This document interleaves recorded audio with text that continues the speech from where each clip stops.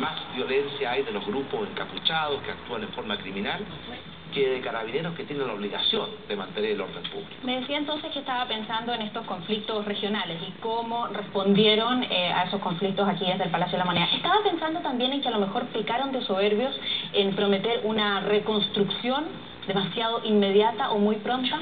Yo pienso, Soledad, que al comienzo generamos demasiadas expectativas y la gente pensó que el cambio iba a llegar en forma instantánea, y el cambio está llegando, pero toma tiempo. En materia de reconstrucción, nos propusimos reconstruir el país en 4 años. Eso lo dijimos desde el primer instante. Y le puedo asegurar que vamos por buen camino y que vamos a hacer todo lo que sea necesario para cumplir ese compromiso y reconstruir todo lo que el terremoto y maremoto destruyeron antes que termine nuestro gobierno. Pero también hicimos otros compromisos. Por ejemplo, nos comprometimos a recuperar la capacidad de crecimiento de nuestra economía que se había perdido, y hemos cumplido. Estamos creciendo a más del 6%, el doble que en el gobierno anterior. Nos comprometimos a crear 700.000 empleos. Ya los cumplimos y tenemos que llegar a 1 millón. Y eso también es mucho más que lo que era el ritmo histórico. Nos comprometimos a extender el postnatal de 3 a 6 meses, a eliminar el 7% de descuento a la salud, a terminar con la lista de espera auge, por mencionar algunos compromisos. Y la verdad es que siento que con el esfuerzo de todos los chilenos, porque esto no es solamente labor del gobierno, nuestro gobierno está cumpliendo su compromiso. Y estaba trabajando en eso. ¿Le molestó que el expresidente Eduardo Frei no asistiera a la cuenta pública? ¿Le dolió? Yo siento que un senador, y particularmente siendo expresidente, debe concurrir a un acto tan republicano como la cuenta del 21 de mayo. Cuando yo era senador, siempre asistía a las cuentas del expresidente Frei. Presidente, ¿era necesario acarrear gente y terminar exponiéndose a la crítica de la oposición? No hubo acarreo de gente. Lo que se hizo fue que gente que quería participar, como lo hace todos los años, fue, y entiendo que recibieron una colación. Pero yo me acerqué a ellos y le puedo decir, casi todos los rostros que estaban en esa tribuna eran rostros que yo he conocido mucho a lo largo de las campañas y los recorridos por Chile. ¿Por qué? ¿Lo acompañan generalmente? No, son gente que apoya al gobierno, que es parte de nuestro sector y que tiene esa vocación y compromiso de ir a manifestarle al presidente su apoyo en un día tan importante como el 21 de mayo. Había gente que decía que no sabía por qué estaba ahí. No. Las entrevistas que se les hicieron. Yo vi a una señora que dijo que la habían invitado a un desayuno. A lo que se refería era que efectivamente se dio una colación, lo cual me parece natural. Pero acarreo no hubo, tal como usted lo aclara. No, acarreo de gente que fuera a la fuerza o contra su voluntad o engañada, no hubo, ni nunca lo vamos a permitir. Hoy parlamentarios de Renovación Nacional, pasando a otro tema, presidente, acusaron contradicciones de parte de la expresidenta Michelle Bachelet en las declaraciones primero que fueron entregadas al Ministerio Público y luego ante la fiscal Solange Huerta. La Concertación está acusando directamente una operación política, más sabe usted de eso que yo porque lee muchísimo la prensa. Pero mi pregunta hacia usted es la siguiente: ¿usted cree realmente que la expresidenta denegó auxilio a la gente? Mire, le puedo asegurar que el gobierno no está involucrado en ninguna operación y tampoco la alianza. ¿Qué está ocurriendo? Lo que debe ocurrir en un país que tiene un Estado de Derecho y una democracia, que el Poder Judicial investiga las responsabilidades penales y la Cámara de Diputados las responsabilidades políticas. En esto es muy importante no politizar este tema porque fue demasiado doloroso el 27 de febrero para millones de chilenos. O sea, le concede la razón a ella. Y hay que respetar a las víctimas, eso es evidente. Pero sí le puedo decir lo que está haciendo el gobierno. El gobierno está aprendiendo de los errores del 27 de febrero para corregirlos y no volver a cometerlos y estar mejor preparados si el día de mañana tenemos que enfrentar, como va a ocurrir, una nueva emergencia o una nueva tragedia. ¿Cuáles fueron esos errores? Le digo de inmediato, la ONEMI que teníamos el 27 de febrero era absolutamente incapaz e insuficiente para el desafío que tenía. ¿Un organismo precario? Precario, sin el personal adecuado, sin los protocolos, sin la capacitación, sin la tecnología. Todo eso la estamos corrigiendo y con mucha fuerza. Otro error. Yo estoy convencido que hubo suficiente información la madrugada del 27 de febrero de organismos técnicos como el CHOA, que dio una orden de alerta de tsunami, después la retiró, pero estuvo, de organismos internacionales, y también de información del alcalde Juan Fernández y de muchos otros personeros que debieron haber hecho al gobierno de la época dar la orden de evacuación porque era evidente que el riesgo de tsunami era inminente. No se dio, y eso significó la muerte de muchos chilenos que pudo haber sido evitada. Y además, después de esa madrugada, tampoco se tomaron las medidas para cautelar el orden público, y hubo todos los saqueos y la violencia en Concepción y en Talcahuano. Esos errores los hemos estudiado con un solo propósito: aprender, corregirlos y estar mejor preparados cuando tengamos que enfrentar otra emergencia. Perdóneme reiterarle la pregunta, pero ¿usted realmente cree que ella, como mandataria, denegó auxilio a las personas? Que yo no quiero juzgar a una expresidenta, pero sí le puedo decir que con la información que estuvo disponible en la ONEMI esa madrugada del 27 de febrero se debió haber dado la orden de evacuación, lo cual habría salvado muchas vidas. Usted sabe que mucha gente, por ejemplo en Dichato, evacuó en forma espontánea y después les pidieron que volvieran a sus hogares, y entonces llegó el tsunami y se perdieron muchas vidas. ¿Usted lo habría hecho de manera diferente, presidente? Yo no quiero juzgar lo que ocurrió el 27 de febrero, pero sí le aseguro que hoy día estamos mucho mejor preparados. Y ya lo demostramos. Por ejemplo, cuando fue el terremoto en Japón, nosotros evacuamos a más de 700.000 personas en total orden sin ningún accidente. Presidente, entremos en otro tema, porque hoy el subsecretario del Interior reconoció que la planta faenadora de cerdos AgroSuper efectivamente había recibido una sanción en el mes de abril a propósito del incumplimiento de normas medioambientales, ¿no? Veíamos también que los ciudadanos del Valle del Huasco estaban protestando desde el mes de septiembre del año pasado y recién ayer tuvieron una solución satisfactoria para sus demandas. Entonces, mi pregunta concreta es: ¿cuánto está dispuesto el gobierno, pero más aún, usted en lo particular, a exigirle a las empresas para que no pasen a llevar los derechos de los ciudadanos? Absolutamente, yo se lo digo aquí categóricamente. Para mí, el respetar los derechos de los trabajadores, de los ciudadanos y de los consumidores es una prioridad fundamental. Le quiero hablar de la planta de AgroSuper en Freirina. Esa planta se aprobó medioambientalmente el año 2005. Después se le amplió su capacidad y se dio una nueva aprobación en 2006. Cuando nosotros conocimos las primeras denuncias, de inmediato hicimos muchas cosas. Uno, iniciamos un proceso de revisión de la resolución que la aprobó ambientalmente, y porque esa resolución está mal dada y hay que corregirla. Y esa puede terminar en mayores exigencias o incluso en el cierre definitivo de la planta.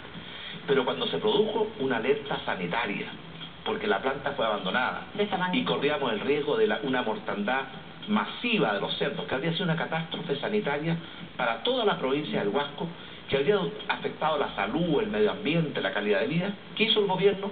De inmediato decretó el cierre de la planta y adicionalmente intervino para evitar que esa catástrofe sanitaria se produjera.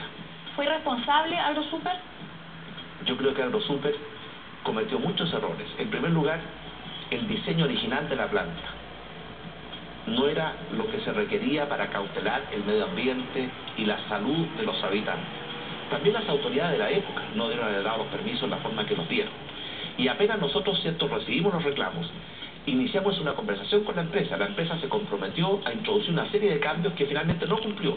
Y por tanto, cuando no cumplió y se corría el riesgo de una alerta sanitaria, el Ministerio de Salud hizo lo que tenía que hacer, decretar la alerta sanitaria, y eso le da las facultades para cerrar la planta. ¿Es justa o es injusta la sensación de mucha gente respecto de que hay empresas que hacen lo que quieren y que no están dispuestas a invertir, por ejemplo, en tecnología de clase mundial que evite este tipo de problemas, sobre todo cuando están tan cerca las comunidades que impactan? Mire, en Chile tenemos más de 1 millón de empresas y por tanto no hay que generalizar. Chile necesita empresas, emprendedores, necesita innovación, emprendimiento e inversión. Pero sí es verdad que hay algunos empresarios que no respetan la ley y que no respetan sus responsabilidades. Por eso yo le digo a usted lo mismo que le he dicho mirándolos a los ojos, a los empresarios de Chile. Necesitamos más y mejores empresarios, pero vamos a ser muy rigurosos en que esos empresarios tengan responsabilidad social. ¿Qué significa eso?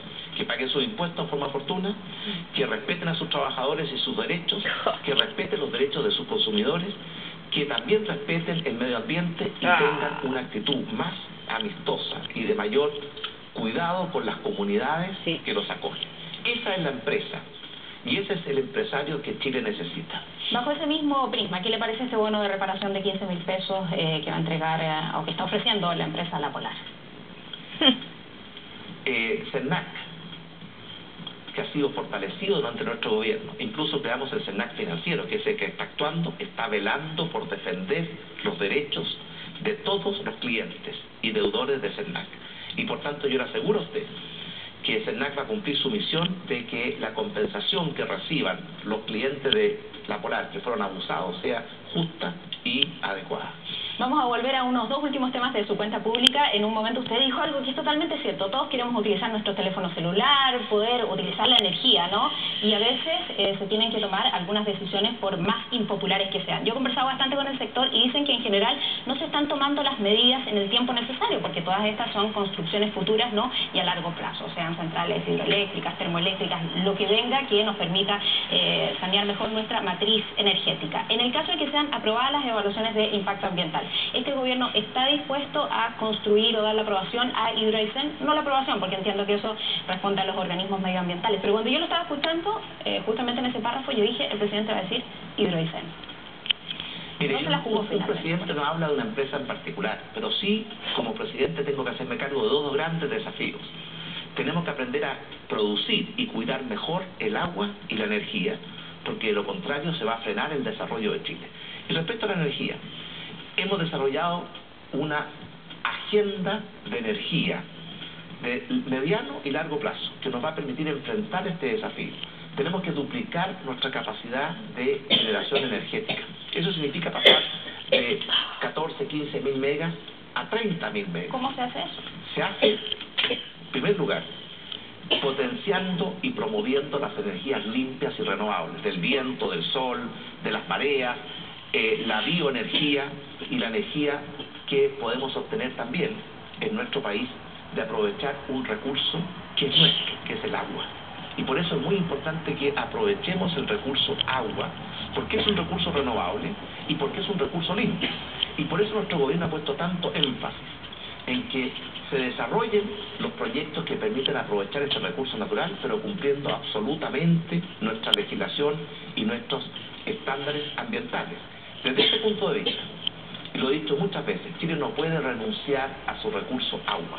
Usted sabe que en la cuenca central, es decir, la zona central del país, estamos aprovechando gran parte de nuestros recursos. ¿Dónde está el gran potencial? Está en la zona de Aysén, porque ahí tenemos una cuenca que es independiente hidrográficamente de la cuenca central. Y por tanto, si hay sequía en la zona central, vamos a poder utilizar los recursos de esa otra cuenca. Pero todo esto se va a hacer, Soledad, y para mí esto es un tema que me preocupa personalmente, con un total y absoluto respeto por el medio ambiente. Por eso hemos sometido a estos proyectos a una evaluación ambiental. Pero falta lo más importante, que es la línea. Y ahí estamos con una iniciativa nueva de nuestro gobierno.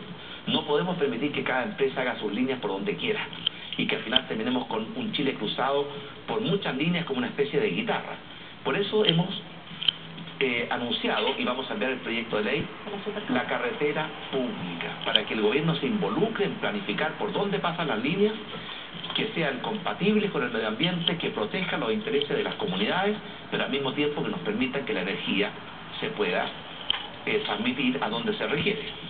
Presidente, hace algunos días el ministro Joaquín Lavín estuvo en nuestro programa, en Pauta, en Mega, y nos contó derechamente que usted le había leído la cartilla al gabinete respecto de las opciones presidenciales. ¿Cuánto tiempo más va a poder sostener esa lectura de cartilla o cuántas cartillas más va a tener que leer? Porque queda tiempo aún. Mire, es verdad, nos reunimos con los ministros presidenciales. Yo les planteé por qué era fundamental fijar claras las reglas del juego. Bienvenidos los ministros presidenciables, que son ministros que por hacer bien su trabajo de ministros son bien evaluados por la ciudadanía. Pero no vamos a aceptar ministros candidatos, que son aquellos que descuidan sus labores de ministro para dedicarse a sus candidaturas. Y por tanto, Soledad, eso quedó meridianamente claro y los ministros naturalmente tienen que cumplir la instrucción del presidente. Pero en algún momento, que va a ser después de las elecciones municipales, el presidente tiene que evaluar cuándo llegó la oportunidad de que los ministros que quieran ser candidatos dejen el gabinete, sean reemplazados por otros ministros que se dediquen 100% al cargo de ministro. Y esos ministros que dejan el gabinete